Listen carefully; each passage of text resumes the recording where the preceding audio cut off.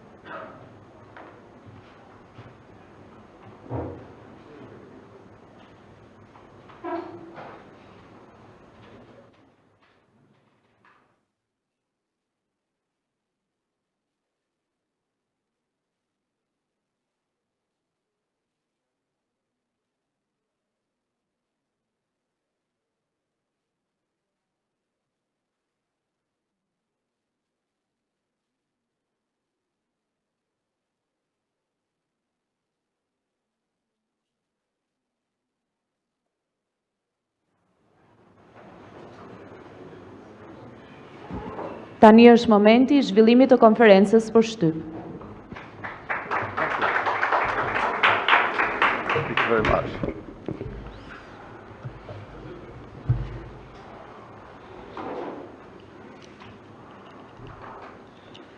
Nderuar Zoti Kryeministër, i dashur Hir, është një tjetër vizit historike në Tiranë pas asaj të presidentit Macron, i cili ishte i pari president në historinë e marrëdhënieve shqiptar-franceze që vizitoi Shqipërinë.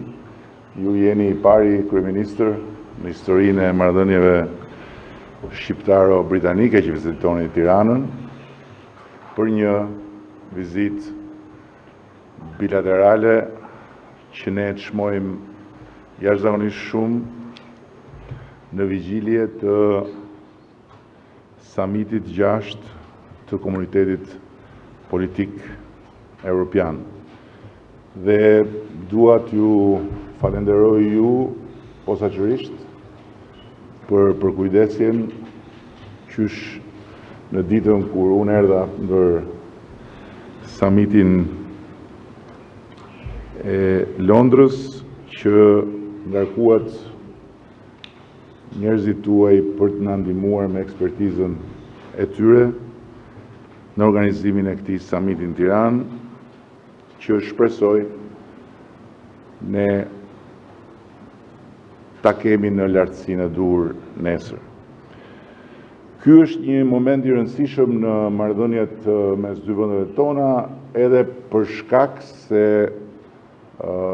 asnjëherë më parë ne nuk kemi qenë kaq të lidhur në të paktën dy çështje të rëndësishme. Natyrisht në çështjen e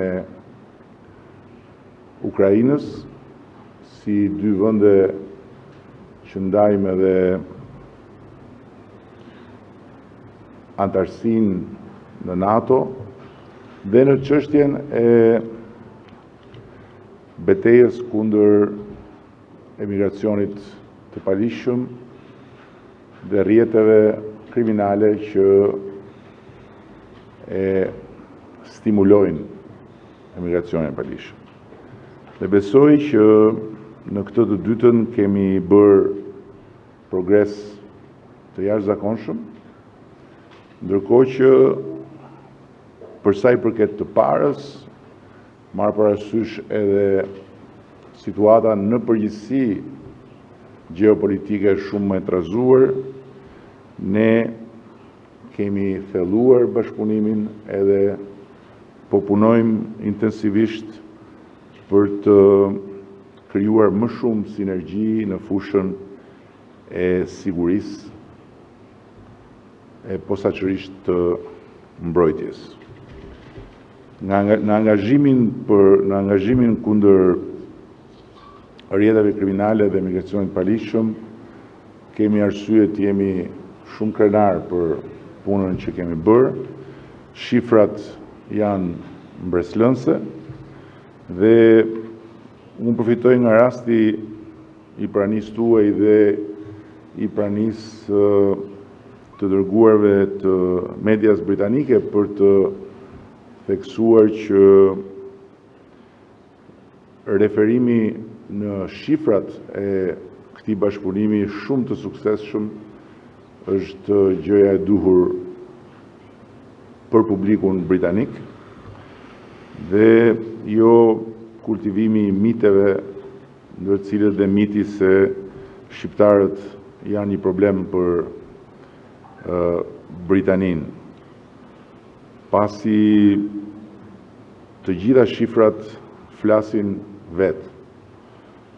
Në vitin 2024, numri i shqiptarëve që kanë hyrë apo tentuar të hyjnë në mënyrë të paligjshme në Britani është disa qindra. Ndërkohë që në momentin kur ne kemi shtyrë përpara për të ngritur task forcën e përbashkët, arriti në 12.000. Përkatësisht në vitin 2022, kur pati një fluks të madh. Dhe nga ana tjetër, dua që të theksoj këtu dhe një shifër që më bën shumë përshtypje dhe na bën shumë përshtypje në tërësi, ne shqiptarëve, kur thuhet se 1 në 50 shqiptarë na qenë nga në burg në Britani. Kjo është një gënjeshtër e madhe që ka marrë statusin e të vërtetës, ndërkohë që në të vërtetë shifra është 1.500. Pra është 10 fish më e ulët. Dhe e fundit që dua të theksoj, në këtë unë jam shumë krenar për policinë shqiptare dhe për punën e forcave tona të sigurisë, të cilat janë vlerësuar nga vetë Home Office me çmimin e parë të Home Office par vjet për punën e shkëlqyer në bashkëpunim me strukturat e shtetit britanik, dhe 10 nuk e morën shpinën e parë që mos bënin xhelos të tjerët dhe ta merrnin dy radhas, që t'jemi shumë të qartë për këtë. Edhe e pranojmë këtë, t'jemi viktima të xhelozisë të tjerëve. Dhe e fundit që dua të them është se është koha edhe për të shqyrtuar një tjetër problem që kemi në Britaninë e Madhe me shumë shqiptarë të cilët kanë arritur dhe janë sistemuar në Britani shumë vite më parë, janë të gjithë të integruar në jetën e Britanisë Madhe, por në kohën e mbritjes së tyre kanë përdorur pasaporta ose më saktë kanë përdorur identitet të Kosovës për të pasur pranimin si refugjat lufte, ndërkohë që largoheshin nga një vend jashtëzakonisht në vështirësi. Dhe ata sot jetojnë me dy identitete, një identitet për shtetin britanik, një identitet këtu në Shqipëri, dhe kanë probleme të vazhdueshme, të cilat mund të jepet një zgjidhje duke pas parasysh se janë qytetarë të integruar plotësisht prej më shumë se 20 vjetësh dhe janë kontribues në ekonominë dhe në jetën shoqërore të Britanisë me shumë dinjitet. Dhe fundit është që janë 50.000 shqiptarë afro me pasaporta britanike që kontribuojnë në shtetin britanik dhe afro 50.000 të tjerë me pasaporta shqiptare që kontribuojnë në shtetin britanik si kontribues të ndershëm dhe të rregullt. Dhe është e papranueshme për ne, për më tepër pas gjithë kësaj pune që kemi bërë së bashku me qeverinë britanike, që shqiptarët të vazhdojnë të stigmatizohen sikur janë problemi i Britanisë së Madhe nga një sër burimesh mediatike. Dhe e fundit dua të them që me kryeministin kemi folur edhe për shkëmbimet tregtare. Kemi një rritje të shkëmbimeve tregtare krahasuar me më parë rreth 27%, por shuma e përgjithshme e shkëmbimeve tregtare është më pak se sa buxheti i skuadrës së Crystal Palace. Kështu që është mirë që ta rrisim më shumë. Shumë faleminderit. Especially for you, George. Well, thank you very much, Prime Minister. Faleminderit shumë, Kryeministër Dashureti. Është vërtet privilegj për mua që jam kryeministri i parë i Mbretërisë së Bashkuar që vi këtu për një takim dy palësh ndërmjet vendeve tona. Dhe mendoj që kjo është vërtet diçka madhore sepse pasqyron lidhjen e fortë ndërmjet dy vendeve tona dhe vërtet jam shumë i kënaqur që pasi e diskutuam këtë gjë më parë që në javën e parë që u bëra kryeministër, ne kemi patur mundësinë tani që të vim në Shqipëri dhe të organizonim këtë takim dy palësh, natyrisht si pjesa që i paraprin summitit nesër.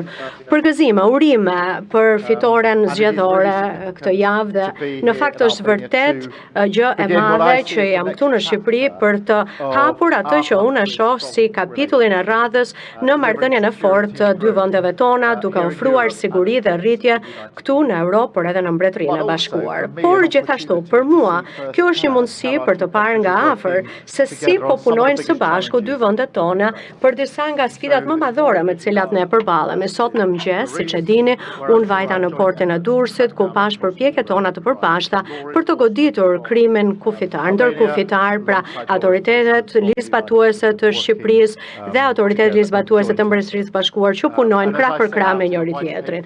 Dhe siç e kem thënë edhe në dokumentin e bardhë për imigracionin që ne votuam ditën e hënë, kufit e sigurt të vendit ton janë qendrore dhe jetike për planin ton të ndryshimit. Dhe njerëzit duan dhe në fakt meritojnë një sistem imigracioni që është i drejtë dhe që funksionon jo vetëm për interesin ton kombëtar, por edhe që rivendos logjikën dhe kontrollin në kufit tan. Prandaj ju jam mirënjohës ju, i nderuar kryeministër, për mbështetjen tuaj dhe për udhëheqjen tuaj të guximshme për çështjet e migracionit që me cilat përballet kontinenti ynë dhe ecuria jone përbashkët që ne kemi patur pra progresi në uljen e numrit të gomoneve ka qenë e konsiderueshme dhe ka qenë pra një ulje vërtet e konsiderueshme dhe ky është një mesazh dhe shembull shumë i qartë i asaj që mund të arrihet kur dy vende punojnë kushtësisht me njëra tjetrën. Ajo që thatë edhe ju, task forca jone e përbashkët, pra siç e theksuat, në fakt kanë përveshur mëngët, kanë ecur përpara, kanë punuar se sa thjesht të shkruanin letra nga njëri shtet tek tjetri dhe ka funksionuar për të frenuar migracionin e palishëm dhe ndërkohë kemi dhe marrëveshjen tonë të përbashkët për transferimin e personave të dënuar, sepse ne dëshirojmë që pikrisht pra këta të dënuar ta vuajnë dënimin këtu në Shqipëri, ndërkohë që kemi mbështetur të rinjt që ta kryejnë dhe ta kenë jetën e tyre në Shqipëri. Partneriteti ndërmjet vendeve tona shkon përtej bashkëpunimit për sigurinë e kufive tanë. Pra Shqipëria është një aleat i fortë i NATO-s dhe partner kyç në luftën e Ukrainës kundër agresionit rus. Kjo është shumë e rëndësishme në një moment të tillë, duke përfshirë këtu edhe mbështetjen tuaj për trajnimin e trupave ukrainase në Mbretërinë e Bashkuar si pjesë e operacionit Interflex. Dhe unë vetë kam qenë për ta parë këtë trajnim që bëhet disa herë dhe vërtet që më ka lënë shumë përshtypje dhe një shembull shumë i mirë i kombeve si tonat që punojnë së bashku për të arritur një qëllim të përbashkët. Dhe për këtë arsye kam kënaqësinë që të shprehem këtu për fillimin e mëtejshëm të partneritetit strategjik ndërmjet Mbretërisë së Bashkuar dhe Shqipërisë, një partneritet që do të thellojë pra bashkëpunimin tonë në fushat e mbrojtjes së sigurisë, do të pengojë dhe frenojë migracionin e parregullt dhe si dhe aktivitetin kriminal ndërkufitar dhe do të maksimizojë potencialin që ne kemi për investime në infrastrukturë në rritje në veçanti në sektorin e mbrojtjes. Dhe për këtë arsye jam shumë i kënaqur gjithashtu që përpara jush mund të shprehem edhe për deklaratën tonë të përbashkët që ne kemi për bashkëpunimin pra në sektorin e mbrojtjes dhe do të punojmë së bashku për prodhimin dhe shitjen e automjeteve ushtarake. Pra një deklaratë e qëllimit, sepse do të thotë që ne dëshirojmë të fuqizojmë sigurinë kombëtare dhe inovacionin si dhe rritjen ekonomike të kombeve tona. Ky është një moment të cilin shtetet europiane duhet të qëndrojnë së bashku, të bëjnë qëndres ndaj agresionit rus në kontinent. Dhe më vonë sot, unë do të shkoj për të vizituar trupat shqiptare dhe ato të Mbretërisë së Bashkuar që po punojnë së bashku për të mbrojtur lirinë tonë dhe qytetarët tanë, sepse këto janë pra vijat e para të betejës së Ukrainës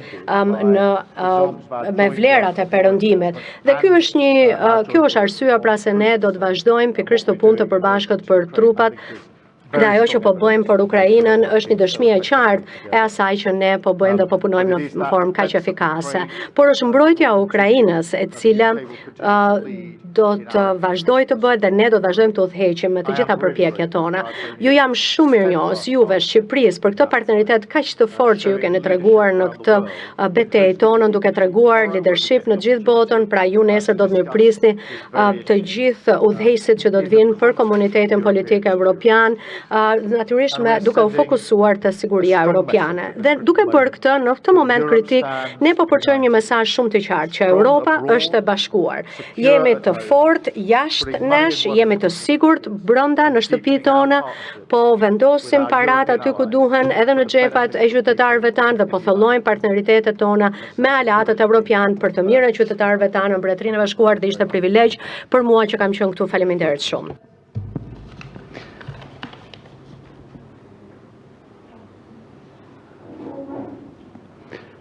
Muhamet Veliu nga televizioni Top Channel. I nderuar kryeministër Starmer, gjatë takimit që patët me kryeministrin Edi Rama, e diskutuat çështjen e atyre që në Britaninë e Madhe njihen si foreign hub për t'i dhënë mundësi qeverisë tuaj për të dërguar azilantët e dështuar dhe më pas për t'i kthyer në vendet e tyre të origjinës, ndërkohë që edhe kryeministri Edi Rama e përmendi në vitin 2022 ne patëm 12.000 shqiptar mbërritur me varkat e vogla, ndërkohë që në 2024 numri është 600, pra 94% më pak. Në tilla kushte, a ka mundësi qeveria juaj për të rritur kuotat e vizave për punonjës sezonal për qytetarët shqiptar? Ndërkohë kryeministër Rama, sa mundësi ka Shqipëria për ta vazhduar ndihmën ndaj Britanisë së Madhe për çështjen e migracionit, për të patur Britania e Madhe në Shqipëri një facilitet të ngjashëm me atë që ka Italia për sa i përket emigrantëve ilegal? Faleminderit. What we discussed was the effectiveness of the Ajo arrangements çfarë we put in diskutuam place ishte efektiviteti i atyre bashkëpunimeve bashkëpunimeve që kemi bërë për këto 2-3 vite, që kanë çuar në uljen dramatike të shifrave siç ju e përmendët, nga 12.000 me një ulje prej 94%, dhe e diskutuam se si kjo punë përmes kësaj skuadre të përbashkët mund të shtrihet në vendet të tjera të rajonit dhe se si të mund ta bëjmë këtë më efektive.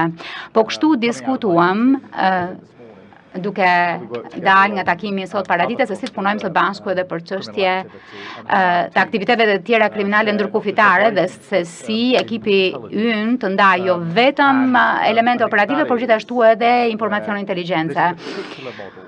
Ky model i veçantë ka qenë më efektiv dhe kryeministri dhe unë mendojmë njësoj në kuptimin që nuk preferojmë të flasim për problemin dhe t'i bijem rreth rrotull her pas here, por të përveshim mangët, të punojmë dhe ta zgjidhim atë. Dhe në fakt ky është qëllimi i task force-s, një organ operativ. Dhe në fakt është një punë që jemi mjaft të prirur ta mbështesim dhe një shembull për të tjerët. Pyetjes lidhur me replikimin e modelit që ne kemi sjell në Shqipëri në bashkëpunim me Italinë, unë e kam thënë qysh në kryet herës që ky është një model i cili kërkon kohën e vetë për t'u testuar e para, dhe dyta, ky është një model që në rast se funksionon mund të replikohet, po jo në Shqipëri, në vende tjera të rajonit, ku po qese rezultati i modelit do t'jetë pozitiv, nuk ka arsye që të mos ketë disponim nga ana e vendeve të tjera. Ndërkohë dua të shtoj edhe diçka tjetër që kryeministri e preku, që ne kemi diskutuar edhe për summitin që do të bëhet në Londër në tetor, it's in Oktober, për procesin e Berlinit, Yes. ku Britania e Madhe do të mikpres procesin dhe pavarësisht faktit se procesi i Berlinit është një proces i ndërtuar brenda si thush hemisferës së Bashkimit Evropian nën udhëheqjen e kancelares Merkel për të nxitur bashkëpunimin rajonal në funksion të integrimit edhe evropian, ne gjykojmë se do të jetë shumë pozitive dhe një vlerë e shtuar që në summitin e Londrës vendet e rajonit të kenë edhe një dritare diskutimi për marrëdhënien mes Britanisë së Madhe dhe Ballkanit Perëndimor në drejtim të bashkëpunimit ekonomik dhe tregtar, në drejtim të nxitjes së investimeve britanike në rajon dhe në drejtim të asaj që tha kryeministri, shtrirjes së kësaj bërthame shqiptaro-britanike të luftës kundër emigracionit palishëm dhe rrjeteve kriminale në të gjithë rajonin, për të pasur një rrjet rajonal të sinkronizuar me strukturat e zbatimit të ligjit në Britaninë e Madhe dhe për të siguruar që e gjithë kjo hapësirë është një hapësirë ku veprimtaria e rrjeteve kriminale që nxisin trafikun e palishëm të qenieve njerëzore është absolutisht nën kontroll.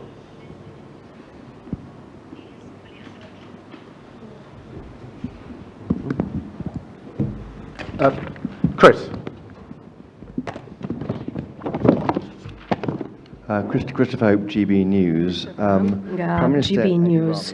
Kryeministër, ju nga mënyra se si folët, Thatë sikur nuk do i bie sikur nuk do të bëhet një qendër e tillë si ajo me Italinë, pra në Shqipëri.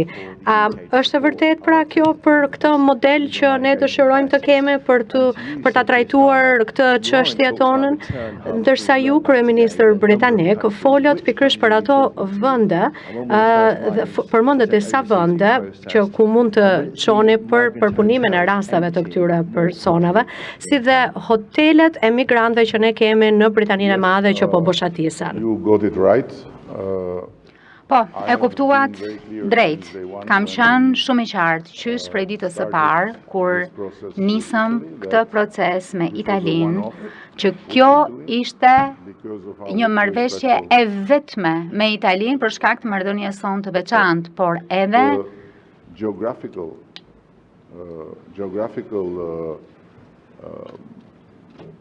situation which makes a lot of sense. fal situatës gjeografike që është mjaft kuptim plot.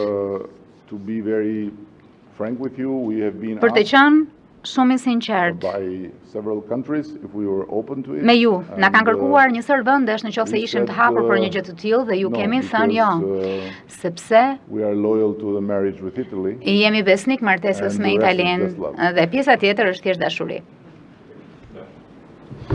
Chris, in relation to your question Chris, to me, në lidhje me yes, we are pyetjen in tuaj, talks with po, a number në of fakt po countries. diskutojmë këtë çështje me një sër shtetesh për sa u përket këtyre qendrave të kthimet.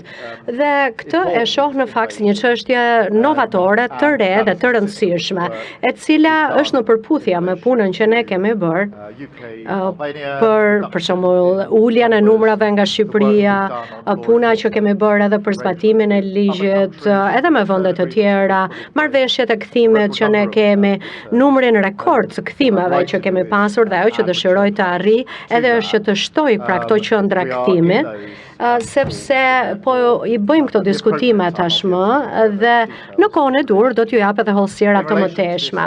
Ndërsa në lidhje me hotelet e azilantëve, siç i quajmë ne, pra akomodimet për ta, duhet jemi shumë të qartë sepse e kemi këtë problem që kemi dhe kjo është për arsye se qeveria e mëparshme në Mbretërinë e Bashkuar ka bërë një eksperiment me kufi të hapur dhe përveç kësaj nuk kanë kryer edhe të gjitha të ekzaminonin kërkesat për azil, që do të thotë që 10 mijëra azilant mbetën sepse situata e tyre ishte e tillë që as nuk u jepë përgjigje, as nuk u i kthenin, pra dhe numri i tyre u bë gjithnjë më i madh që u desh pra që ato të komodoheshin diku dhe këto ishin paratet atim paguesve dhe kjo është ajo situatë skandaloze të cilën ne kemi gjetur. Mënyra se si duhet zgjidhur është kjo punë që ne po bëjmë, që personat t'i ndalojmë që të mos vinë në Mbretërinë e Bashkuar në formë të jashtëligjshme dhe për këtë arsye ky summit, puna që ne kemi bërë me Shqipërinë, me vende të tjera, është jetike, por edhe që të ekzaminojmë të gjitha ato kërkesat të tyre që personat të kthehen në vendet e tyre dhe më vjen shumë mirë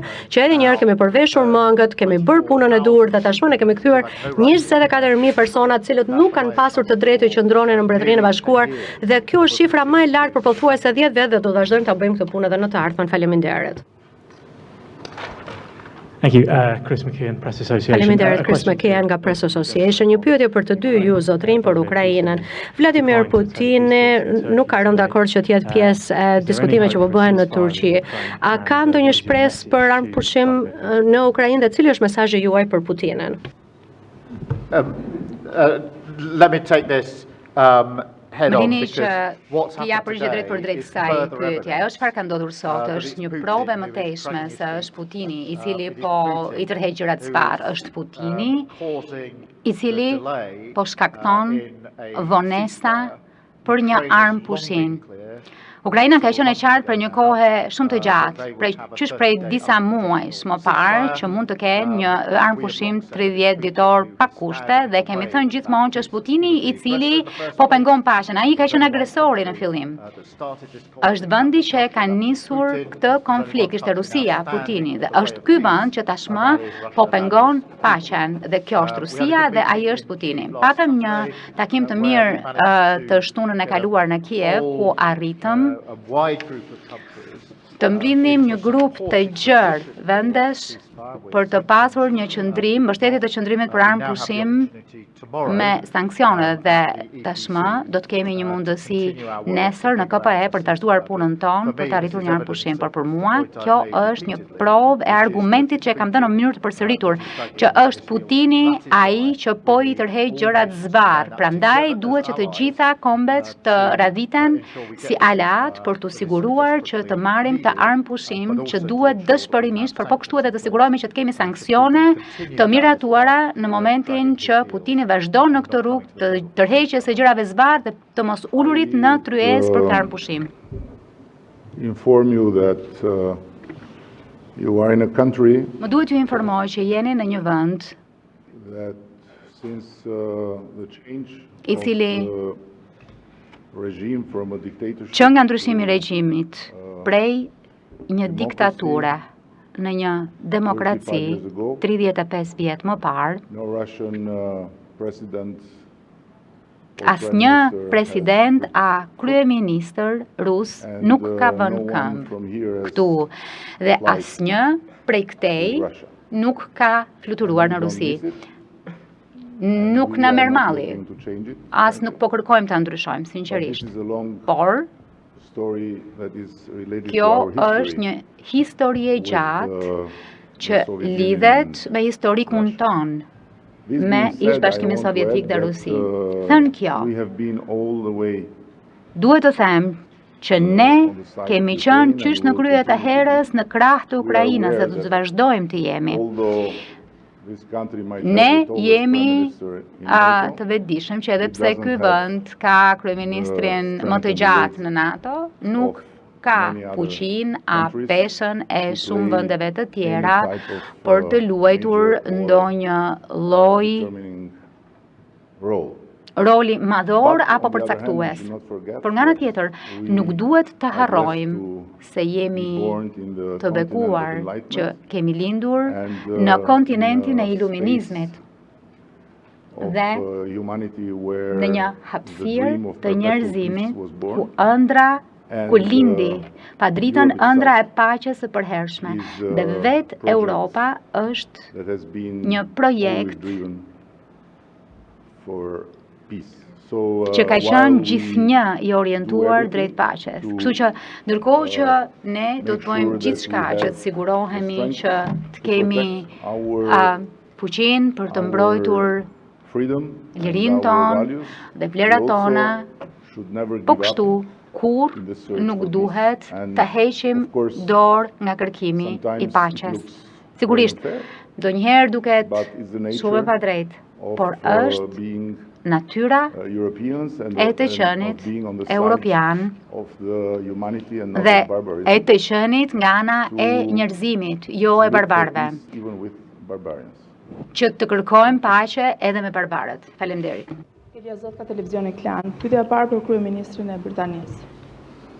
Paraardhësit tuaj në qeveri kanë mbajtur qëndrime shumë të forta ndaj komunitetit shqiptar në Britani, qëndrime që në fakt ishin shumë denigruese. Duke mos bërë një dallim qartë mes atyre shqiptarëve që jetojnë me punë të ndershme dhe paguajnë taksa dhe janë qytetarë të mirë, dhe atyre një pjesë e vogël besoj që janë të përfshirë në aktivitet kriminal. Duke qenë se jeni kryeministri I parë në një vizitë zyrtare në Shqipëri që prej vendosjes marrëdhënieve diplomatike mes dy vendeve, a mendoni që është ky një moment që jeni tani në tokën e shqipeve, të kërkohet një ndjesë në emër të shtetit britanik për këtë denigrim që janë bërë shqiptarëve? Zotë Rama, në terma konkret, mund na tregoni ku do të përqendrohet marrëveshja që nënshkruhet në fushën e mbrojtjes? Kryeministri britanik e përmendi që do të lidhet me prodhimin e automjeteve, po mund të jemi më specifik? Faleminderit.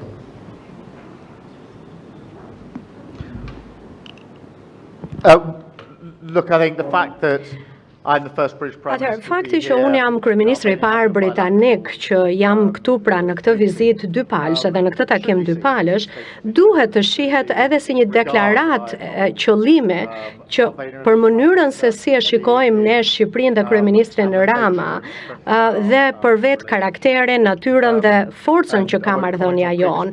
Nuk do të bëj komente për kryeministrat të mëparshëm të Britanisë së Madhe, por qasja ime nuk është ajo me megafon apo diplomacia me megafon, por është ajo ku ti bën punën e fortë dhe zgjidh problemet me cilat ne duhet përballemi. Unë nuk dua që të bërtas për problemet, po thjesht dëshiroj të përveshmangët edhe të jem shumë pragmatist e të zgjidh këto çështje. Dhe këtë e kemi treguar, dëshmuar tashmë gjatë muajve dhe viteve të shkuara. Kjo ka qenë një mënyrë më efektive për të zgjidhur probleme të ndryshme përfshirë këtu, edhe punën e përbashkët që ne kemi parë sot të autoriteteve ligjzbatuese të cilët merren me çështje të vërteta të ndërkufitare dhe të kufive, por natyrisht edhe ajo që do të shikojmë sot trupat ushtarake, dhe për këtë jemi të dy besoj shumë krenar, apo jo që trupat tanë ushtrit tona pra po punojnë kaq fort mirë. Tjerë faleminderit. Por na duhet të jemi të drejtë dhe të mos harrojmë që nuk është se ka qenë ndonjë kryeministër britanik që ka ofenduar apo ka treguar me gisht shqiptarët. Kanë qenë individ të tjerë, disa individ të tjerë që e kanë bërë. Megjithatë, ky nuk është justifikim, sepse ishin zgjedhur nga populli britanik me votë. Dhe në fakt mallkimi nuk ishte shumë i mirë, mallkimi shqiptarëve, sepse mallkimi u kthye dhe tashmë janë jashtë parlamentit. Kjo mjafton, nuk ka nevojë për më shumë se kaq. Nga ana tjetër, më duhet të them se ajo çfarë kemi thënë në mënyrë të përsëritur është se kemi hyrë tashmë në një epokë të re, japse qeveria është në një fazë të re sa i takon ndërtimit të industrisë e prodhimit ushtarak. Ajo çfarë po bëjmë me një aleat të shkëlqyer, me dijet jashtëzakonshme, lërë më pa para, sepse gjithmonë ankohen britanikët se nuk kanë mjaftueshëm para, po do doja që ta dinin që janë shumë të pasur, jo, vërtet. Do doja vërtet që ta dinin sa të pasur janë. Ne jemi shumë të nderuar që e kemi këtë partneritet me shpresë që do të nisë me prodhimin e automjeteve të cilat do të shërbejnë qëllimeve tona të përbashkëta. Më pas, sa më shumë aq më mirë. Kjo është ideja. Edhe njëherë, dua të theksoj se për ne është një nder i madh që kemi këtu kryeministrin britanik që viziton vendin tonë, dhe siç e tha Keir, është gjesti më i rëndësishëm, më i thellë, më i vlerësuar i respektit dhe i konsideratës së lartë për vendin tonë të vogël. Kështu që presim me padurim që të ndërtojmë më shumë. And make a strong building of our relationship. Për të ngritur një ndërtesë mjaft të fortë të kësaj marrëdhënieje tonën. Faleminderit shumë dhe shijojeni Tiranën, siç i thash edhe kryeministrit, po luftojmë që nesër të keni një mot shqiptar, jo mot Londra. Po nëse do të bjerë shi, atëherë fajin e keni ju. Faleminderit.